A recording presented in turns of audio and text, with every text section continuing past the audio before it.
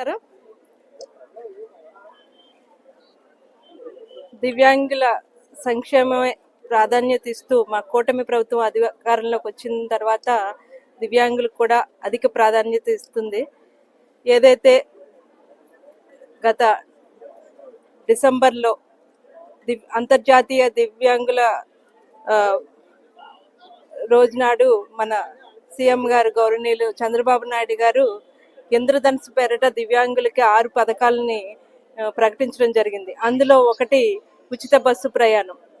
దివ్యాంగులకు కూడా ఏదైతే స్త్రీ శక్తి పథకం కింద ఈ ordinary, express, Palle Velugu, ultra Palle Velugu ఇలా వీటికి సంబంధించిన బస్సుల్లో స్త్రీ శక్తి పథకం కింద ఆగస్టులో ఇచ్చిన హామీ ప్రకారం ఉచిత బస్సు ప్రయాణం, స్త్రీశక్తి మహిళలకు ఉచిత బస్సు ప్రయాణం ప్రకటించారో వాటిలన్నిటిలో కూడా దివ్యాంగులకు కూడా ఉచిత బస్సు ప్రయాణం కల్పించడం గురించి ఈరోజు అక్కడ మంగళగిరిలో గౌరవనీయులు సీఎం చంద్రబాబు నాయుడు గారు, ఉప ముఖ్యమంత్రి వర్యులు పవన్ కళ్యాణ్ గారు చేతుల మీదుగా ఈ పథకం అన్నది ప్రారంభించడం జరిగింది. ఇచ్చిన మాట అంటే డిసెంబర్లో ప్రకటించిన తర్వాత ఫిబ్రవరి 24న మంత్రిమండలిలో దీన్ని తీర్మానం చేసి 28న ఉత్తర్వులు జారీ చేయడం, ఈరోజు అది సంక్షేమాన్ని అమలుపరచడం అన్నది ఇచ్చిన ప్రకారం సంక్షేమాన్ని మాట ఇచ్చిన ప్రకారం 3 నెలల్లో అన్నది దాన్ని అమలు చేయడం అన్నది మా కూటమి ప్రభుత్వంకే, ఈ ఘనత అన్నది మా కూటమి ప్రభుత్వంకే చెందిందని సందర్భంగా తెలియజేసుకుంటున్నాను. ఏదైతే దివ్యాంగులకి వారి సంక్షేమం గురించి, ఆత్మగౌరవానికి ప్రాధాన్యత ఇచ్చింది మా తెలుగుదేశం పార్టీలోనే. గత ప్రభుత్వంలో 2014లో తెలుగుదేశం ప్రభుత్వం అమలుపరిచిన పథకాలను అయితేనే, దివ్యాంగుల కోసం చేసిన ప్రత్యేక పథకాలను ఇట్లన్నిటిని కూడా గత వైసీపీ ప్రభుత్వం నిర్వీర్యం చేసింది. వేటిల్ని కూడా సక్రమంగా వారికి అమలుపరచడం అన్నది జరగలేదు. దివ్యాంగుల కోసం ఏదైతే వారి పెన్షన్ 2000 నుంచి 3000 నుంచి 6000 మా కూటమి ప్రభుత్వం వచ్చిన తర్వాత వారికి 6000 అన్నది ఇవ్వడం జరుగుతుంది. ఈరోజు ఈ పథకం ఏదైతే దివ్యాంగుల శక్తి పథకం ద్వారా వారందరికీ కూడా ఏదైతే 40% అంటే 40% డిజేబిలిటీ అంటే వైకల్యం ఉన్న ప్రతి ఒక్కరికి కూడా 40% నుంచి ఆ పైన ఎంత ఉన్నా కూడా వారందరికీ కూడా ఈ రోజు నుంచి ఉచిత బస్సు ప్రయాణం, ఈ ordinary, express, metro express, Palle Velugu, ultra Palle Velugu వీటికి సంబంధించిన బస్సుల్లో వారికి ఉచిత బస్సు ప్రయాణ సౌకర్యం అన్నది అమలు పరచడం ఈ రోజు నుంచి జరుగుతుంది.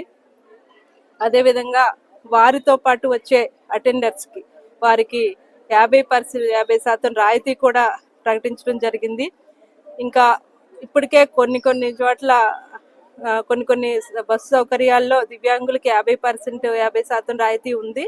దాన్ని ఈ రోజు నుంచి 0 ఫేర్ కింద ప్రకటించడం జరిగింది.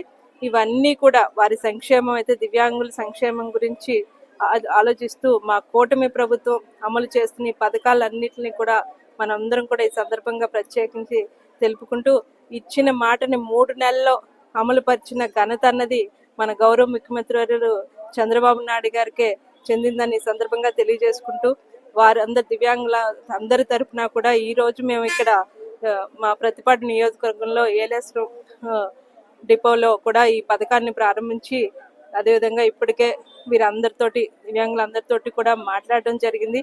వారందరూ కూడా ఎంతో హ్యాపీగా కూటమి ప్రభుత్వం వచ్చిన తర్వాత మేమంతా ధైర్యంగా ఉన్నాం, మాకు ఒక అండ లభించిందన్న సంతోషంగా వారందరూ తెలియజేయడం జరిగింది.